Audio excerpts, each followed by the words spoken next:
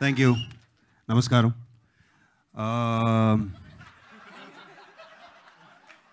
మళ్ళాను thank you.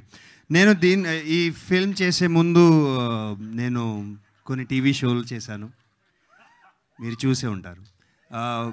హిందీలో కొన్ని films చేశాను, ఒక పంజాబీ ఫిల్మ్ కూడా చేశాను, తమిళ్లో ఫిల్మ్ చేశాను. తెలుగులో ఎందుకు నాకు ఎవరు ఛాన్స్ ఇవ్వట్లేదని అడుగుతున్నాను.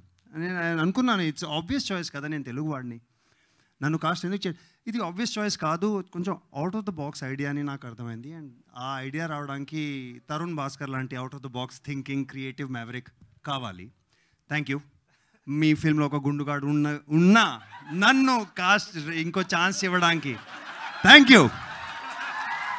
నేను జీవన్ని మొదటిసారి కలిసినప్పుడు వీడు నా యాక్షన్ డబులా అనుకున్నా, బాడీ డబుల్.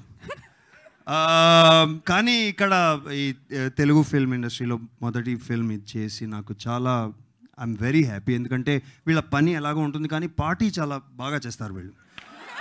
ఆ కాలేది ఇది ఒక పార్టీలో అయింది.